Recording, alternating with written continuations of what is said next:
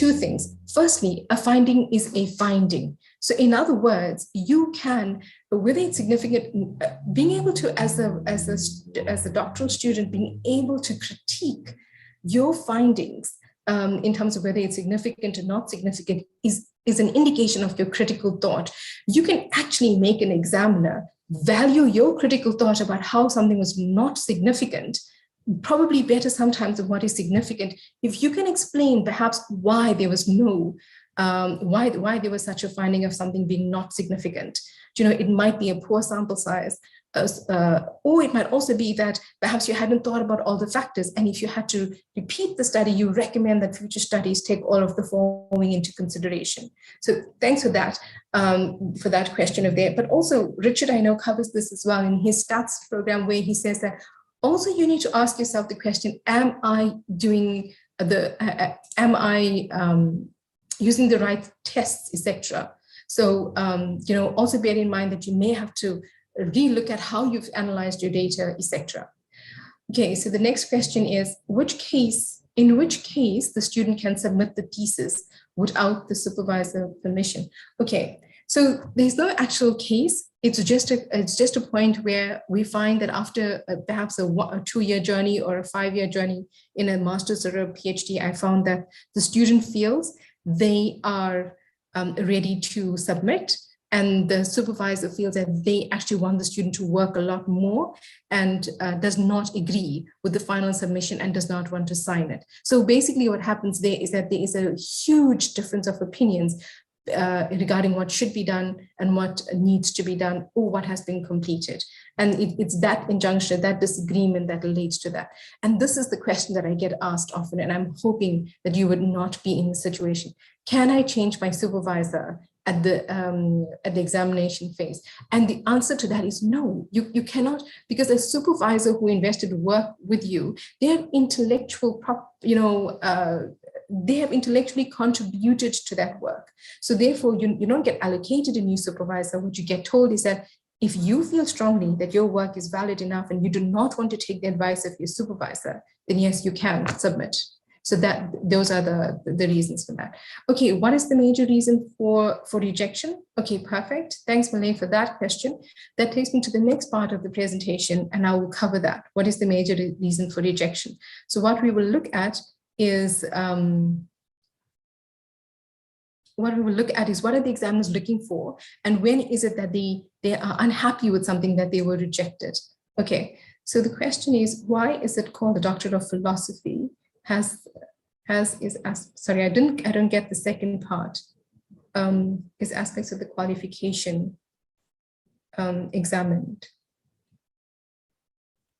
Oh, sorry, how is aspects of the qualification examined? Okay, so bear in mind that yes, all doctorates are called a Doctorate of Philosophy, but it's a PhD in a qualification. So you would get a PhD in clinical medicine, or you'll get a PhD in pharmacology, or you'll get a PhD in anatomy, and your examiners are coming from your field. So they are definitely looking at how, those aspects of the qualifications that will get examined. But what I will do is that I'm going to park that question. It's a very nice discussion to the end, because it also then, leads very nicely to the discussions that Colleen has been having about doctorateness, and we can do a joint discussion at the end of it. So thanks for that, appreciate it.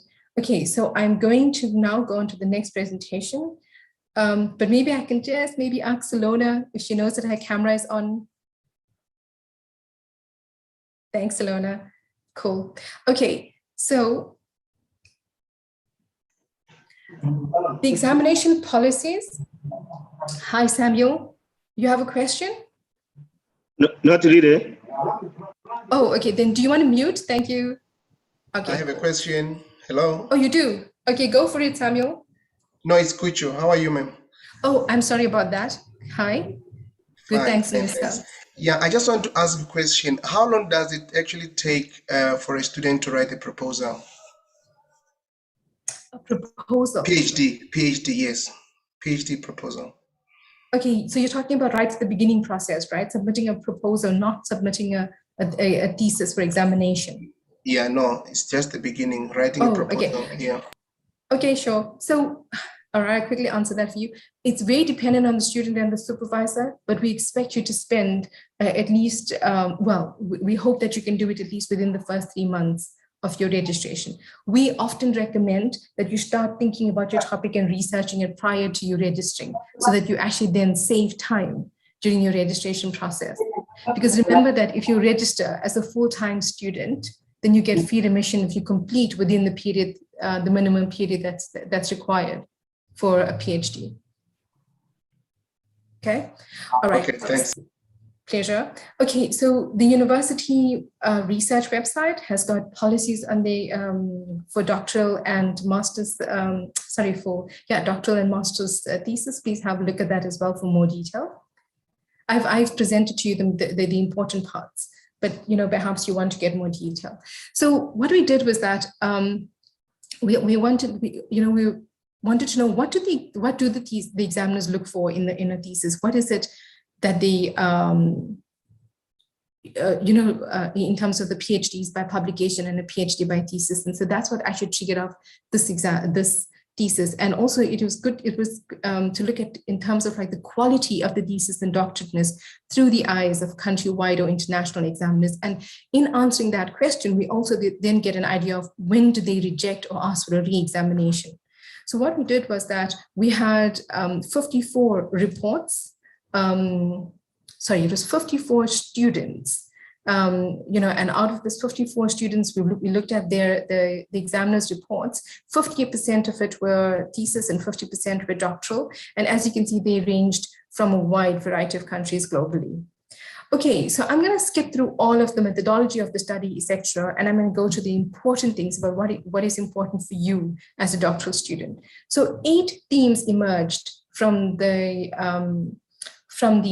reports that we analyzed in terms of what are the examiners looking for. And we actually then developed these themes based on what would look in terms of a classic structure of a thesis. And so obviously, we looked at all the various components of it. So in terms, and what I've done here is that with each of the different parts, I've put the sort of like the most important part, most important commendation that they had, and like the most important condemnation. So what do they like, what do they not like?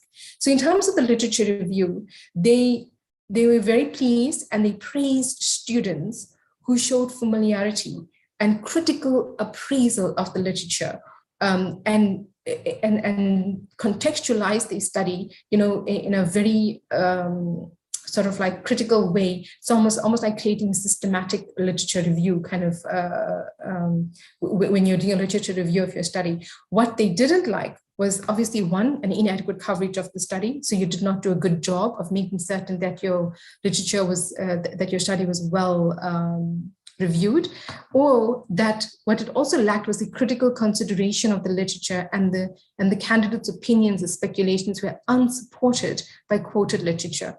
So I want to take the first part first. So what they did not like is a summary of the literature. That is not a literature review in a doctoral thesis. A critique of the literature is what you want to have. And also, do not spend your time quoting, unless it's a seminal study, do not spend your time quoting literature that's more than 10 years old. Seminal studies, in really critical studies that changed your field, definitely. But we have publications occurring on such a high level on a daily basis that your fields are changing constantly. So generally working within the last 5 years is a safe space to work in, if you want to narrow down on your literature. So it's very critical. So when people talk about you have to add your voice, this is what they're talking about. What is it about the study that you feel is important or not important, or adds or expands, or that you actually don't agree with, and that you would be looking at in terms of your thesis. Now, I'm not going to go too much in detail into this, because I know that that each parts of this are being discussed in our doctoral workshops, and how to structure literature review, if it hasn't already been done, is obviously coming up. So be aware of that. When you talk about unsupported claims, that is in your discussion paragraph. When you are actually making claims that you are not supporting with the literature, this, obviously was something which really examiners thought very poorly of, and students really got the bitter end if they did that. Methodology, it is very critical for you to show, I'm emphasizing that, for you to show your familiarity with the research methodology. And more importantly, why is it appropriate for your study? What is the reason that you are choosing this paradigm or this stance or this, if you're using a particular theoretical framework in which to place your methodology, or whether you're in quantitative methodology, qualitative or mixed methodology, or a more specific scientific methodology that you're working on, if it's lab-based, etc. Motivate the choice of your methods. Make it very clear that your examiner will understand why you did that. They did not like it if you actually did not indicate why you've used techniques, or you failed to justify the application of that methodology. And I just want to share with you the thesis that got rejected, the ones that I am familiar with and that I have experienced, failed on the methodology. Because basically, if the methodology with which you've collected and analyzed your sampling and then made conclusions is found to be inaccurate, or found, obviously if the examiners find that it's not the appropriate methodology, that fails a thesis. That's one of the major reasons why a thesis has failed. And I remember distinctly that in the one example, the examiners, and it was all three examiners, said this technique has actually been outdated, and then quoted and sent to the student or in the examiner reports studies that have shown how this methodology is no longer reliable. And somehow the student and the supervisor missed that. And so therefore, the examiners then critiqued the entire premise of the study and rejected on that. And because they are rejecting on methodology, there is no comeback to that if they're able to really substantiate it. However, if an examiner, disagrees or states a rejection on something and the argument is poor, you can rebut.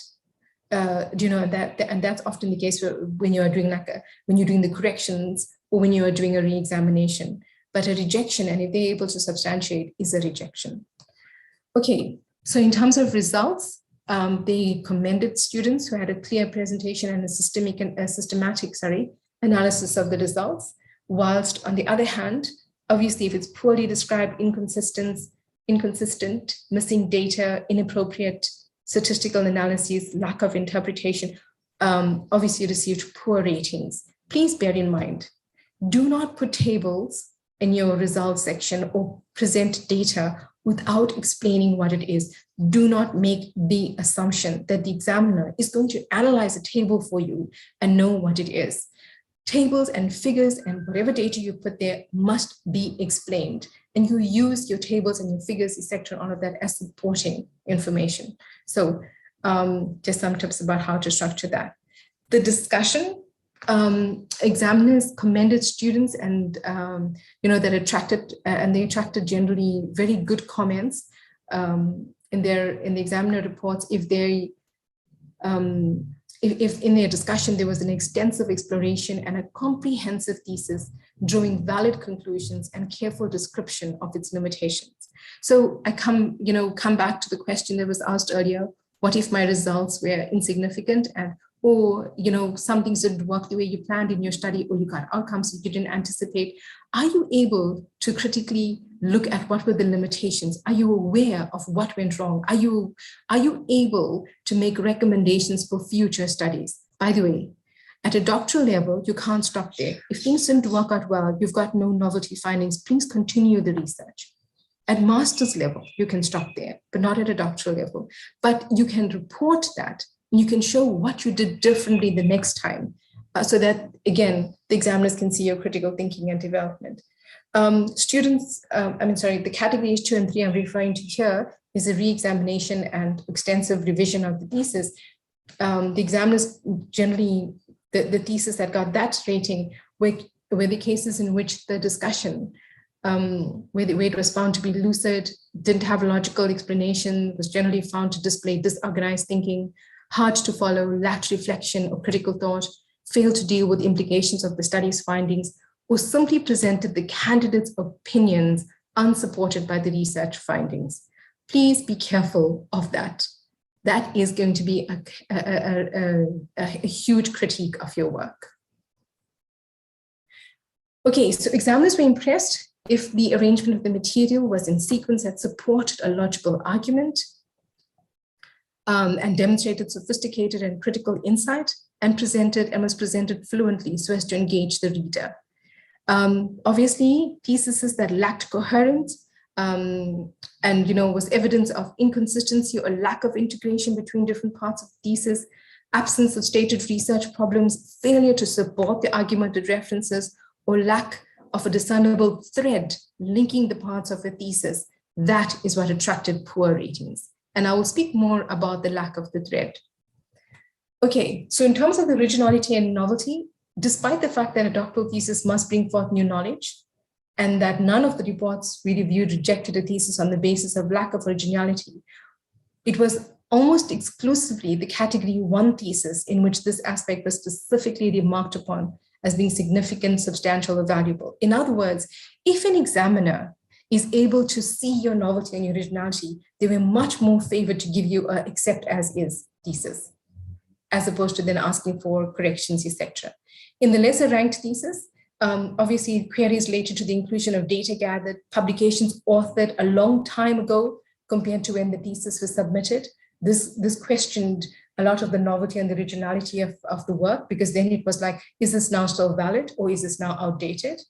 And obviously, if you're not able to indicate what was your contribution to the publications, let me remind you, if you are submitting a thesis if you are submitting your thesis for examination by publication, you need to be the first author in at least in all of the publications that you are submitting. It's only your supporting publications, perhaps work that was done prior to or after or something to that effect that you can bring in. But you must have, the College of Health Sciences expects you to have 3 to 5 publications to either published or being submitted or in a thesis, in a publication format. Okay, in terms of presentation, I have to share this with you. I'll never forget it. One examiner, the work was actually good, but just thrashed the thesis because this is what the comment the examiner made. If the student doesn't care about correcting grammar and writing style, I don't care to mark this thesis. So it's like literally a respect thing. You have to ensure that your work, obviously we're expecting you, if you are not able to ensure that your work is grammatically correct, etc., then look, to appoint an editor that will look at your work, etc. But please, this is my, please remember this. I shudder to think that this is actually what happened. There was once we had a thesis that was submitted, and the reports came back so poor that the student and the supervisor were just absolutely shocked. And then when we went through the reports together, I sat down for almost 5 hours going through this entire thing with the student and supervisor, only to realize that the student did a accept all after it came back from the editor. So a lot of the meanings got changed throughout the thesis. And that was really such a foolish thing to do. When you send your work for editing, that does not mean that the editor has interpreted how a certain sentence should be written, etc. You have to carefully go through each one of it to make certain that that's the case.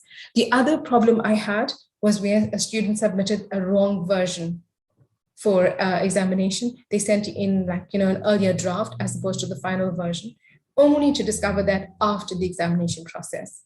So again, be really careful about these little things that can make a huge difference in the examination process. Okay, so we've covered presentations. Okay, if you are submitting a thesis for publication by publications, please be aware we've emphasized this, and I'm sure if we haven't done so already, we will have another presentation on how to prepare your thesis based on the monograph versus the publications for assessments. So we can look at that more in detail. But you must be very clear into how your different chapters all link together. You must be, make certain that your publications are related to the overall conceptual framework of your thesis. One of the things is that, lack of guidelines for PhD by publications as a factor contributing to criticism of the structure of the thesis. Okay, I've put that in because that's what many of the students come back and say, are you sure my examiner understood what they needed to look at? Are you sure that they examined my thesis? So I wanted to share with you that the examiner receives guidelines from the college office about how to mark a thesis by publications. And they are aware that in our college, there are the different formats that can be submitted. So be aware of that. In terms of the conclusion of the thesis, this is what the examiners gave. They gave a rating of 1, which is accept as is, if they found that the conclusion, they commented on the worthiness of the published papers and the contribution of the thesis to resolving current problems in resource-constrained environments. So again, what I'm highlighting to you is that your conclusion must be very succinct. And if they're able to see that you have very focused comments where you can highlight the conclusion, highlight the novelty, they were more happier to give you a 1 than ask you for substantial revisions or a re-examination. Examiners were unhappy if you were unable to give depth, critique, and a detailed discussion of the theories used. So obviously that's both in the discussion and in the conclusion sections. They also, so these are just, this is not the conclusion of the thesis, it's just overall views about what they felt about the thesis. They commented on the weakness of the overall structure if they found there were gaps in individual chapters. And we spoke about grammatical errors. And what we found is that obviously those that got poor ratings had long reports in terms of the reports ranged from 5 to 25 pages of corrections, etc. The good thing about it is that in the study, there was no major difference that was found between the thesis. Okay, actually, there was not major difference. We actually found that the examiners who rated the thesis by publication were actually, those theses were actually rated more poorly than the ones by monograph. And that surprised us because when you do a thesis by publication, you're expecting the examination process to go much more smoothly because more often than not, if this is published papers, then it's already been to a peer review. And in fact, your examiner is only focusing on your introduction and your discussion chapter. But what we found is that that's what students think. And therefore, what they do is that they just put together this thesis thinking, oh, they're going to see that I've published 6 papers.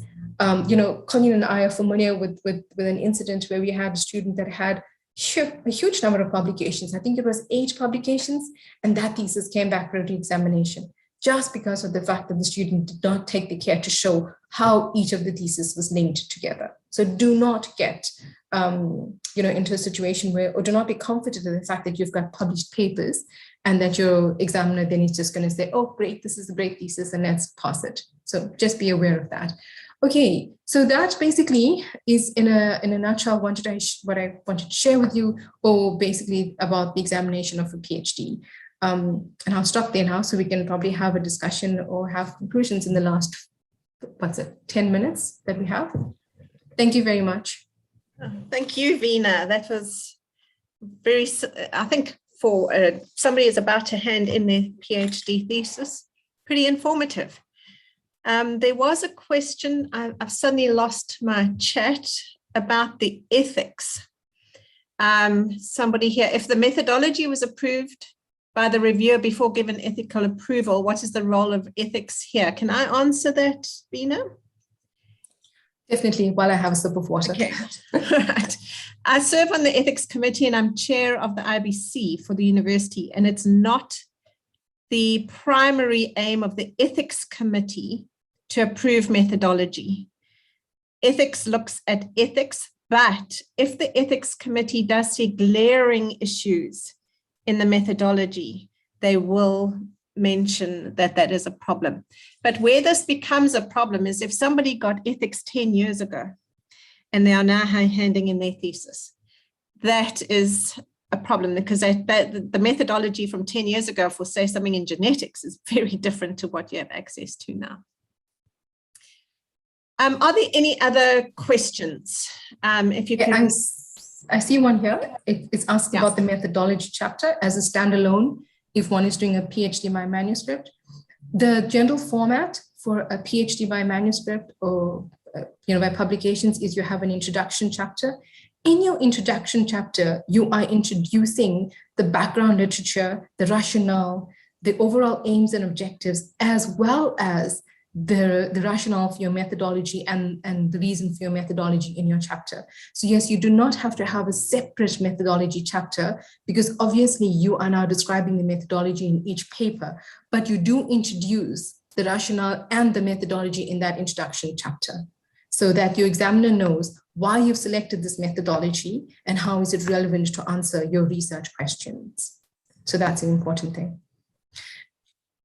And then obviously, you ending, then the middle chapters become your publications, and your last chapter is your discussion and conclusion. And in your discussion and conclusion, you can also then obviously you're discussing the findings of your thesis, etc. And you may also end up discussing if your methodology was a limitation or it worked well or not. Just something to think about. Yeah, thank you. Don't know, Colleen, can you see anything else? Thank you very much for the comments. Things are moving so fast, I can't. Okay, Olivia makes the same kind of point that I have made.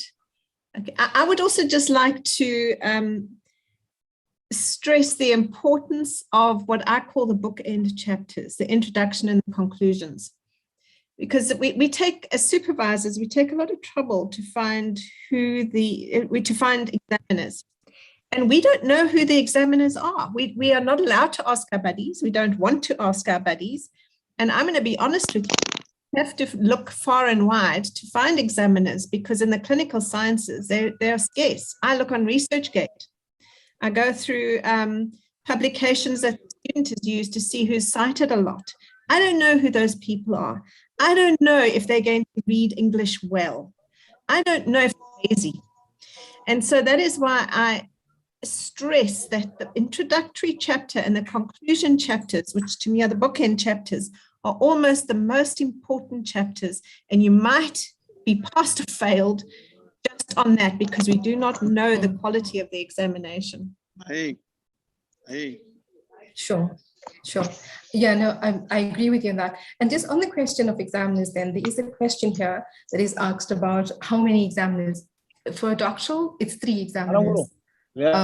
Generally one national. Sorry, can we ask? Please, can you mute? If you're not speaking, please mute.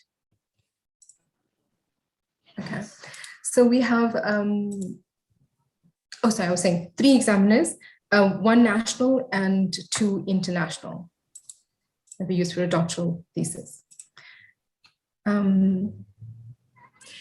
Okay, somebody's asking for your paper. Can the student submit? Somebody's asking for a link to your paper. Oh, okay. Can't they just Google your name and the title? Thanks. Yeah. And John, asked a good question here. Yeah, this has happened. There's discordance. We've got 2 examiners saying this is a brilliant thesis. We give it a 1, and you've got another one who's possibly a newly graduated PhD student themselves. They give it a 3. What do you do then?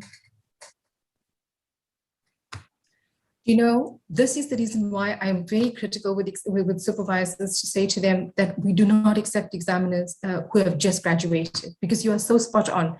A newly graduated, inexperienced examiner is the one actually that gives them that, critiques a thesis. It just doesn't work.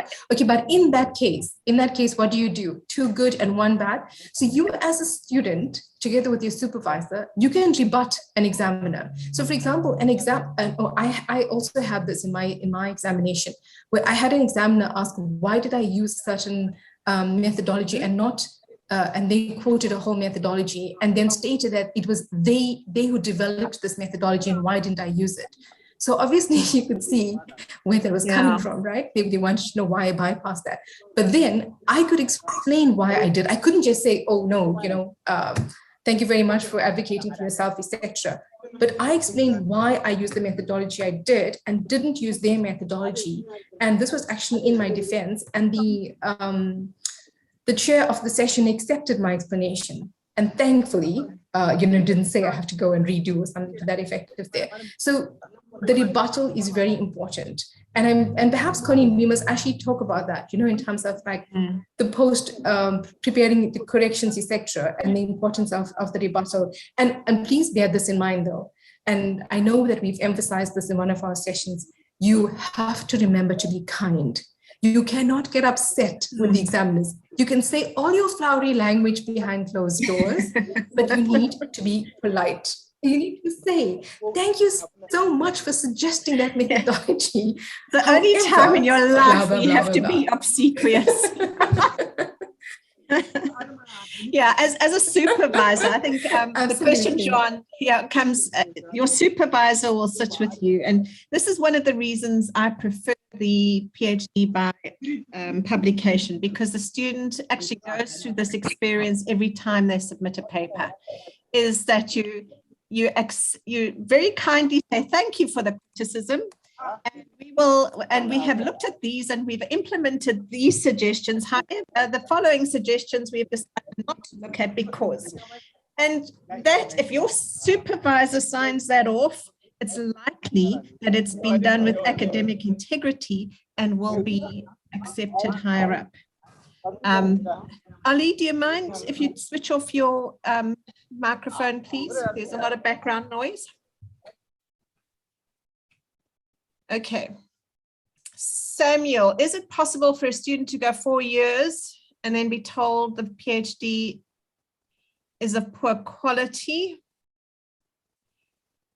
Vina, I don't know if you want to take this on, but I've seen it happen. Yeah, the thesis that got rejected was a student who worked on it and actually thought that she had created novel findings after working on something for 6 years. And then all of that findings went out the window because her examiners critiqued her methodology. So yeah, so definitely. So time is not a factor. The examiner does not know how long you've been registered, by the way. So they don't build that into the into their examination process at all. There was somebody who asked they are examining it in real time. So they're wanting to know now, is it valid now, not if it was valid. Yeah, I also did a defense, and a defense is a big examination. I think everybody listening here, if you've never had to do a defense, thank you, lucky stars. This is almost the easier way out. But to do a defense, but has to be perfect. There are no corrections. Okay, so before you breathe a sigh of relief, students, well, if you're registered, this is not going to happen next year, but there are other colleges that have a defense, and our college is considering bringing in the defense. So before you breathe a sigh of relief, you may have to prep for that. But if that happens, we will prepare you for it. So no reason to get scared about that process now. There was something about the supervisors should also be informed about all of this. We actually did do this in our supervisor course. I did do a presentation about the examination process, but however, not all examiners attend that. And actually, I think that's probably the reason why, I agree with you on the comment that supervisors must be aware of this, but we're also empowering the students to be aware of it. And you're welcome to bring this up with your supervisors as well, because it's critical for supervisors to be aware of all of this as well. Because when a thesis fails, and I'm sure Colleen will agree with me, it's not a student that fails only. It's a reflection on the whole process. So, so obviously as colleagues. I would absolutely go slit my wrists if one of my students failed. I would not. Oh, Colleen, please don't say that. I would just not cope with it. I would fall apart and I would not be able to get out of bed. I swear that would happen. My students will have to pass. Paul, you've got a question. Yes, thank you for the wonderful presentation. I'm hearing you talking about the defense. I did my defense recently for my proposal. Will there be another defense in terms of examination? Vina, not at the moment, pipeline, but you don't know. Yeah, but in PO, sorry, Colleen. But in PO, if you did a defense for your, our college doesn't have a defense with the proposal at the moment. I know that education does. Are you registered with College of Health Sciences? Yes, I had a mini defense, I think 2 weeks ago, presented my proposal before ethics application. Yeah, I think some departments do that, and I think it's very good, because you get to present your work in front of an audience. And if you have a look at the CHE attributes and the NQF guidelines, one of the things you've got to be able to do is stand up and defend your work. And we don't offer a lot of opportunity. And that's one of the things you've mentioned, Vina, is we're presenting now what the examination process is now.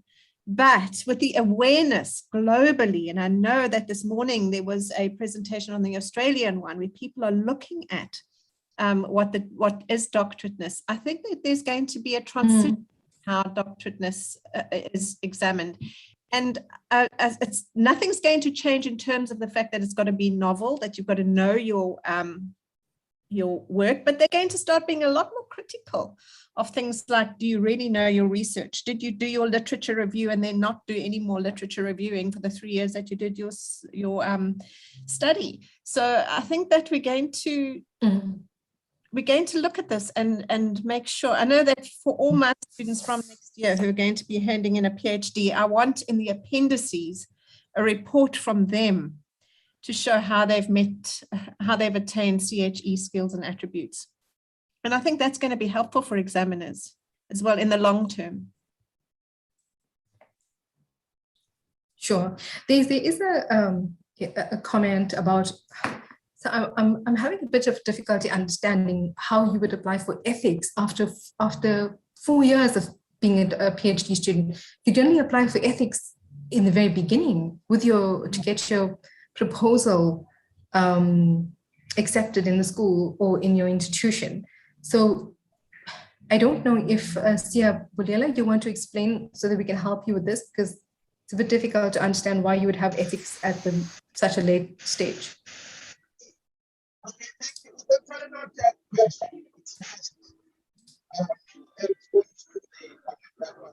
Sorry, I can't hear you. Colleen, can you hear?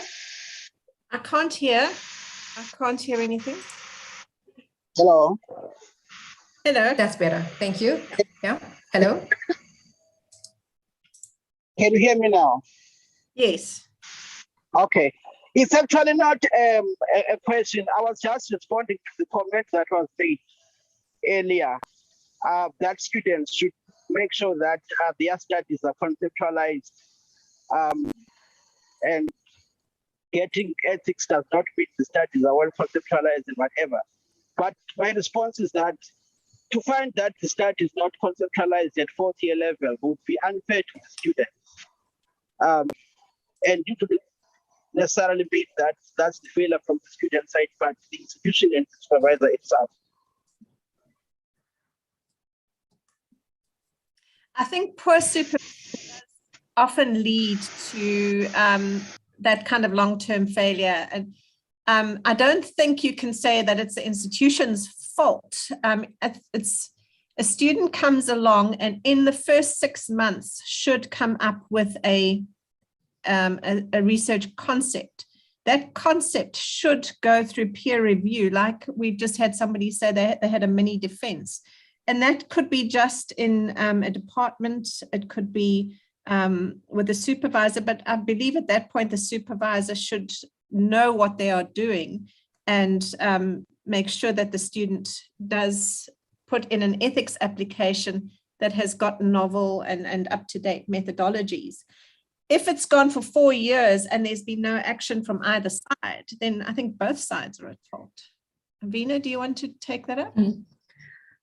Sure, I totally agree with everything you shared, Colleen, and that's the reason why at the beginning of my presentation I reminded you about the student supervisor contract, because you need to be aware of what can you do in the event that there is conflict, and you need to also, as a student, know when to take that up. And if you're sitting with a supervisor who is not giving you feedback in 2 years and 3 years, and you're sitting with that, we're going to ask you, why have you not brought this up? Because you can appeal the process. You can talk about a change of supervisor. You're allowed to do that, actually bring on a new supervisor. You may bring on a co-supervisor if you feel like as though that supervisor contributed intellectually to the work that you're doing and maybe gave you access to data that you wouldn't normally have, etc. But bring on a co-supervisor. And if you're unable to resolve issues, then you are welcome to contact me, and we have a process in place to help to resolve it. We obviously try to resolve the issues first to make certain, and I'm very happy to report that we've been able to do that in many of the cases, and students have successfully completed because we were able to iron out the lack of communication or perhaps the misunderstandings, etc. It's only when it's a real stalemate that we say, okay, fine, can we just agree to disagree and to part ways? But as the university, we are looking in the direction to help a student complete their doctorate. So we are here to assist and make certain that our students end successfully. So we will do what we need to do to assist you. And if you need to bring on a new supervisor, then that's what it is. But it is important. And also bear this in mind. If you want to point fingers at the supervisor, you must make certain that you have done your bits. So for example, do not say that my supervisor did not give me feedback. And this person has been sitting with this work for like a month and I haven't gotten any feedback. And then when we have a joint meeting, the supervisor then shows how the student actually has been non-responsive for 6 months and then suddenly decide that they're going to send something and want immediate feedback without being aware of the circumstances perhaps that the supervisor is in. So engage with your supervisor. We go back to many of the sessions that we ran, and Colleen has also done this in the doctoral journey, is about developing a relationship and a rapport with your supervisor. It's very critical. It's a long journey with a lot at stake. If it's not working out in the beginning, let's talk about alternatives. And I mean this in a positive, constructive manner. So you've got to have very strong reasons for it. I also want to, we can be defensive of the university and of supervisors, but I also want to stress to students that when you sign that memorandum of understanding, you must realize that you've also got rights. It shows you your obligations and it's got your responsibilities for you to get through. But if you see that the supervisor side is not being adhered to, it is your right to go and complain. The nice way to do it is to go to your supervisor and say, hey, I do feel that we're not doing this part of the agreement adequately. But sometimes it does end up being very difficult. But you are a paying client if you're not on a scholarship. You've got every right to say, this is what I'm paid for. I want to finish in 3 years. I'm not getting this. And you can move on and don't be intimidated. Make sure that you stand up for yourself for your degree. Yeah, absolutely. And that is why, we all are just so thrilled that we have now the doctoral academy that's led by Colleen and Richard, and the rest of us are, all a part of it and contributing, because that's actually, the kind of things that we want to prevent. And these kind of forums are meant to empower you as well, as we also are empowering our supervisors so that this can become a much more enjoyable journey. Because you have a lot of challenges doing a doctorate. The last thing you want is to have relationship, and I mean it in terms of the professional relationship, difficulties that you may have. So yeah, we actually did a session, Colleen, with the supervisors, and when things go wrong, maybe we must think about that for the students as well. Yeah. There's rights, responsibilities. So we are very good. I mean, we are 8 minutes over time and all our participants are still around. Yes, we are over time. So can I ask if there are any more questions that you'd like to raise? Because everybody is now... okay, Kutsa's got a question here. What if the student complains and the supervisor withdraws? Surely this might affect the student reputation. I think it'll affect the student reputation if that happens 4 or 5 times. but sometimes we know that some...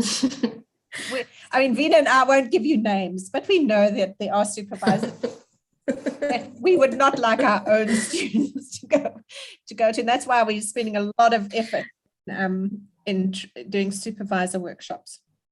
So it's not going to affect a student's reputation, right? So don't be intimidated. If some, but I just want to do it in a polite and genteel way to start. Yeah.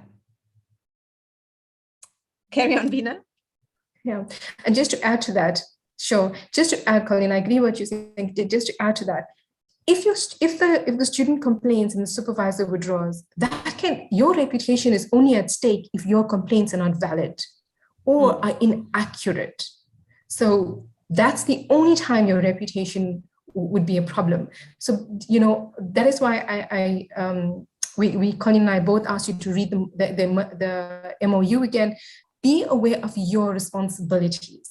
So if you're having difficulties with your supervisor, make certain that you've got that, which brings me actually to this point, which we have emphasized this previously. It is very critical for you to keep a written record of your supervision process with your supervisor, so that in the event that there are difficulties, that there's enough evidence to show the difficulties you've been having, and it also facilitates us helping you out and putting you back on track and getting you to a successful completion. Because that, I told you again, is our purpose, is to ensure you complete successfully. But we want to make certain that you are also taking your responsibilities seriously. So, it's as much as we're all using WhatsApp, okay, WhatsApp also does have, obviously keeps a record of the discussions and etc. and all of that, but follow up with emails. If your supervisor sends you feedback, etc., that you're probably not understanding, send an email. I'm sorry, you've asked me to do this, but I had this recently, by the way, and this is the reason why the student wanted another supervisor, was because he said to me, my supervisor asks me to do things that I did 5 months ago, and then they rejected it, and now they want me to do it again. And I'm frustrated with that. And I understand that. And the reason the student said she thinks that the supervisor has this issue is because the supervisor is not reading their work. Unfortunately, as Connie mentioned, we do have difficulties with supervisors. So that is why it's important for you to keep a written record of your work, so that we can actually then be able to assist accordingly. But this was not supposed to be a session where we have one of the things we're highlighting the difficulties of supervisors. One of the things I want to mention, I just want to add, though, the reason why we're openly sharing this. Yeah, so I don't want to end, Colleen. The reason why we're sharing this with you as doctoral students, it's because to empower you in the process and to make your journey from the university side, to show our partnership in helping you receive, successful, to complete your journey successfully and enjoy your doctoral journey. Yeah, sorry, Colleen. Now, I've just got a practical thing that's come up in the last couple of weeks that I've noticed is many students have got Gmail accounts. And for some reason, our UKZN, and we all the staff work on the UKZN emails. For some reason, Gmail accounts coming in do not come in. So I only by coincidence picked up some of my students' work because I found it in it's not even clutter, not trash, it's some impersonation issues folder where it was going to be rejected. So, a lot of students prefer to use their personal emails. I think it's much safer to communicate on your UKZN emails. It's just a practical issue because we don't know what's going to happen with firewalls and that kind of thing. So my students could have said to me, if I didn't discover this, I sent you stuff 3 weeks ago and you haven't come back to me. And it's because I haven't had it. There is that. People have asked for the recording on YouTube. Yeah, carry on, Bina. Yeah, sure. Thanks for that, Connie. You bring up such an important point. And unfortunately, the university communicates with all the postgraduate students via their university email. And students forget about that account and do not actually look at it. So they miss out on really critical communications, right? And let me share this with all the students. If you come back and say, I didn't know about this, and I say to you, we sent out notification about this 3 months ago, you cannot complain about it because it is taken for granted that it's your responsibility as a student to look at all the communication that is shared with you by the university. But I do understand why you use Gmail, but you also have got to check the university notices and check your university account to make certain. And also, by the way, all the information that we get regarding grants or any specific talks that are related to doctorates, etc., are shared via the university notice system, via the university notice, the university emails. The postgraduate staff send you emails to your university accounts. So please check that. it's just important for you to keep up to that. Yeah. Thank you very much. I appreciate all the lovely comments. Yeah. I'm glad that you found this talk informative. Next week, there'll be another notice that's going to go through to your student account on what the topic will be. So thank you everybody for attending today. And I like the ideas. It's probably easier for you to email me any ideas for new presentations because this chat is now going to be lost to me. You can find these on the YouTube site. We are still working at getting them done. Prof. Hift, I know, does keep some of his recordings and makes them available in batches off his own cloud account that he pays for. But I'd like to thank everybody for attending. And Vina, thank you so much for your presentation. It seemed that it really did put some lights on in some people's head. So thanks, everybody. See you next week, same time, same place. Bye-bye. Great. Thank you. Bye. Thank you. Bye.